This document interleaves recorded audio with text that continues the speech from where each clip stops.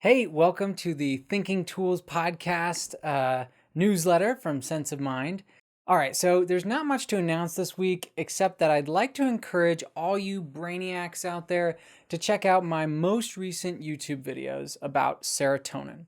I spent a lot of time learning and researching this neurotransmitter, and I was just fascinated and blown away by it. So I hope you'll check it out and let me know what you think in the comments. The only other thing is that I'd like to ask a favor of you. If you get anything out of this episode or this podcast, will you please give a 5-star rating to it wherever you listen to podcasts? Also, if you didn't know, this podcast is actually the audio version of an exclusive video newsletter that goes out every Friday. So if you want the video version, you can go to senseofmindshow.com/newsletter and sign up. It's free, ad-free, and secure. All right, also, every week on this podcast newsletter, I will explain a fact about the human brain, a science-based productivity or happiness tip, as well as a nonfiction book recommendation, an interesting or inspiring quote, and my thoughts about life, culture, or current events. Also, every episode is centered on a book. And this week it is this 2021 book, The Awakened Brain, The New Science of Spirituality and the Quest for a Spiritual Life by Dr. Lisa Miller. So we'll be discussing that a lot.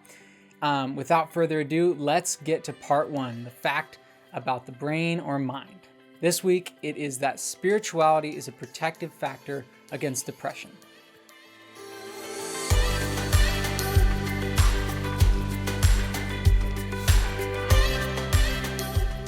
Okay, so first off, some definitions. When I talk about spirituality, I want to be clear that I'm not using the dictionary definition of that word. That is, the quality of being concerned with the human spirit or soul as opposed to material or physical things. Instead, I use the definition that was coined by the neuroscientist and meditation teacher Sam Harris, that spirituality is the, quote, deliberate efforts some people make to overcome their feeling of separateness through meditation, psychedelics, or other means of inducing non-ordinary states of consciousness. By separateness, he is referring to the notion that we usually have of being a self or ego riding around in our heads, rather than being what we are, which I argue is consciousness or experience itself. This we can distinguish from religion, which the dictionary defines as, quote, belief in and worship of a superhuman controlling power, especially a personal god or gods.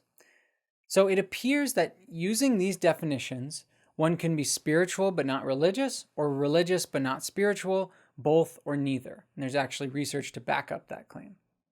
Okay, so that clears the way for today's fact, that personal spirituality is a protective factor against depression.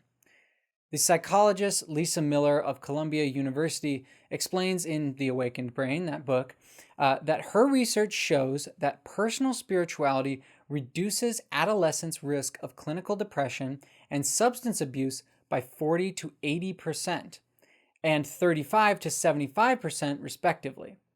And while that data is largely correlational, Miller reviews other studies that suggest that people at the highest genetic risk for depression may be those with the most to gain from embracing a more spiritual life.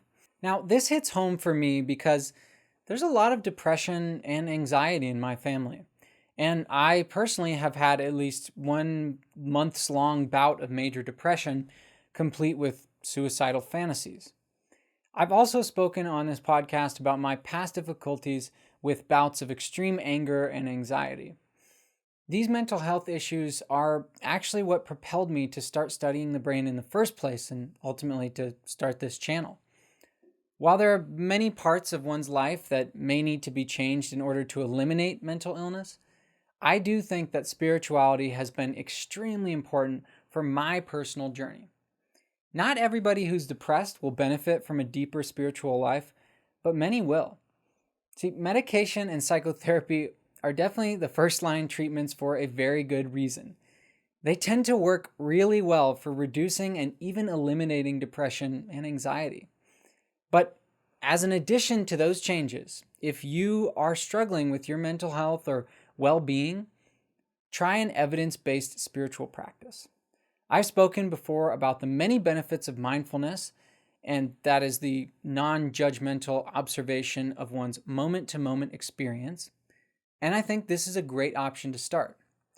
But recently, I've become convinced that for people like me who may struggle with depression, anxiety, or anger issues, there is a more directly applicable practice called metta, or loving kindness meditation.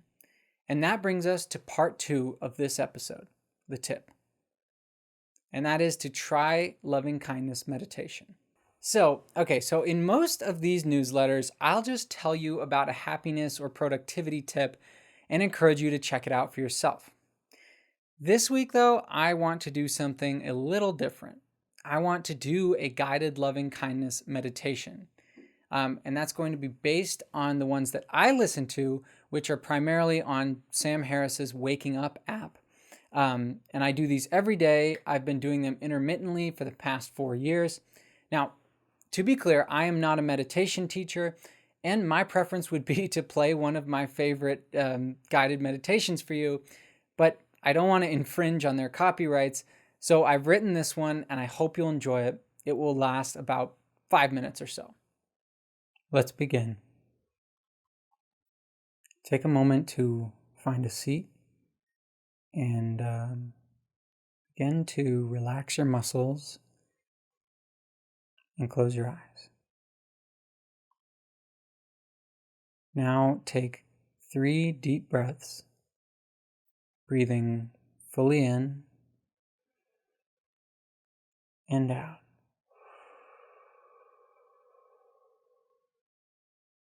In and out. In, out. Now imagine someone you care about deeply and whose happiness is important to you. Imagine you're sitting across from them. If your imagination makes it difficult to see this person clearly, that's okay.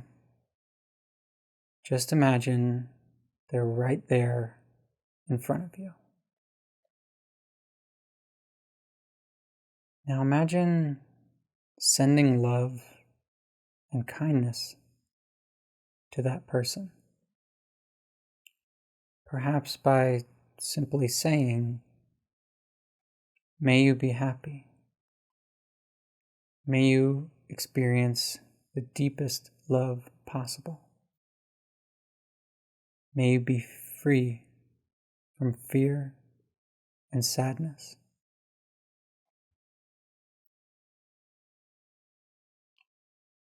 Consciously send them these positive messages and imagine this person becoming happier and more relaxed. Imagine them smiling. And just sit with that experience for a moment. Now, turn this messaging inward. Wish yourself love and kindness. One way to begin is to consciously place a smile in your mind, as if you're smiling on the inside. Then wish yourself love and happiness. As you do so, and as you continue to wish your friend happiness, just feel any changes that produces and breathe into them. Deep, nourishing breaths.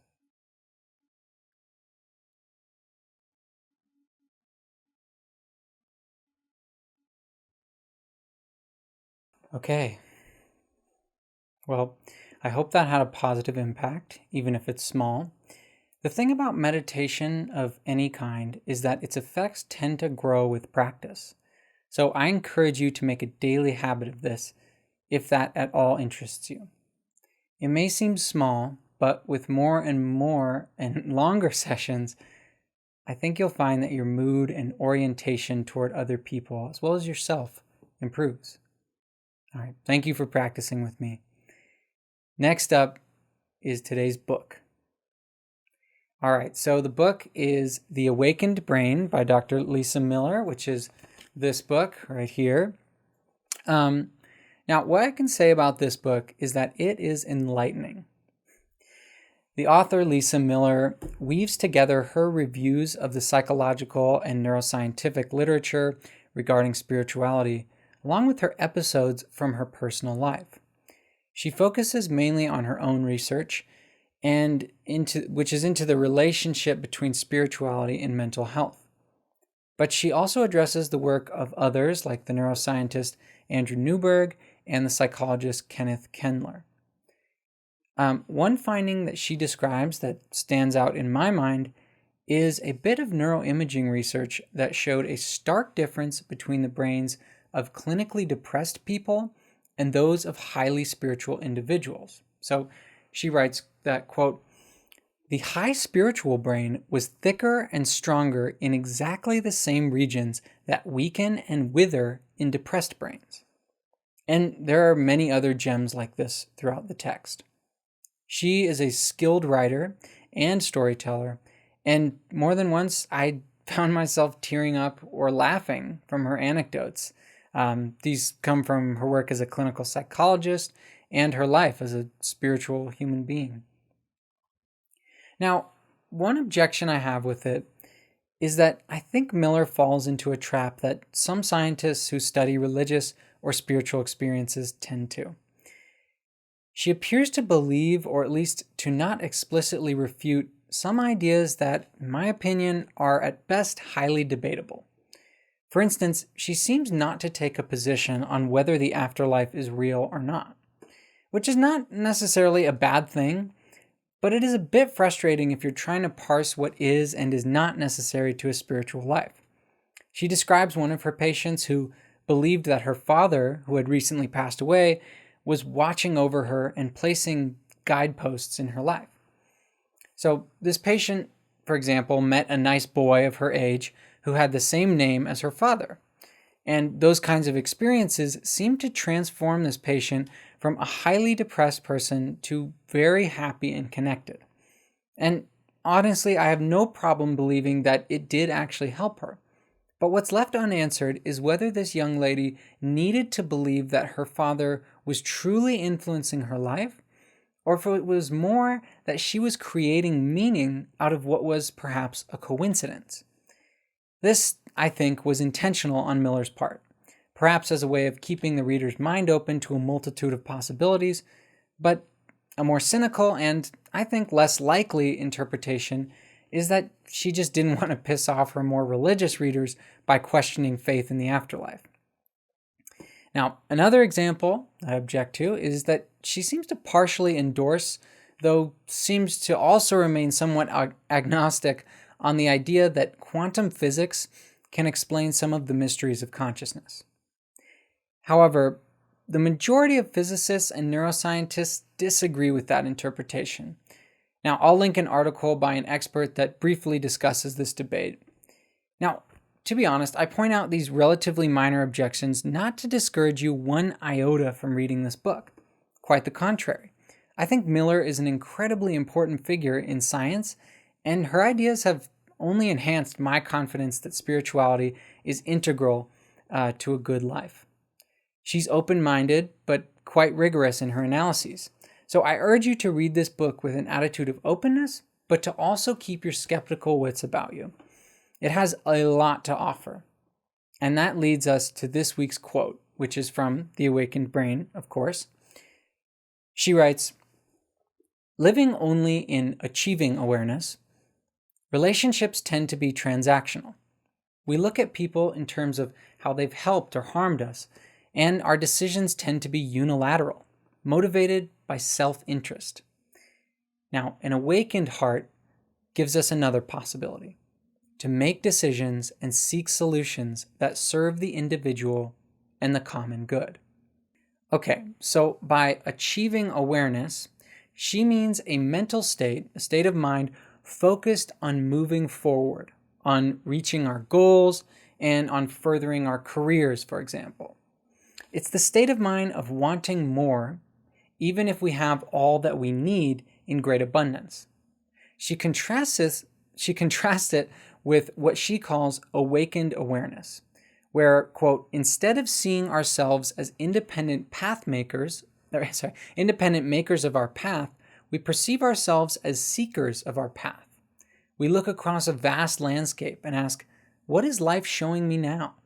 This awakened awareness allows us to perceive more choices and opportunities available to us, feel more connected with others, understand the relationships between events in our lives, be more open to creative leaps and insights, and feel more in tune with our life's purpose and meaning.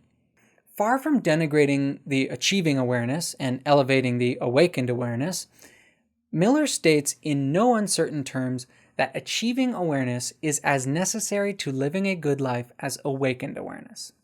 In other words, to create a better world, we need to have ambition and a plan to achieve our highest goals. But we also need to integrate a spiritual component in order to maximize our own happiness as well as our ability to positively affect others.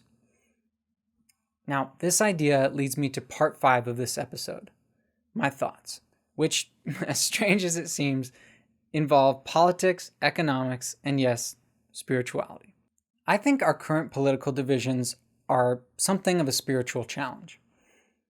We have to accept differences of opinion, but more importantly, we have to accept differences of policy.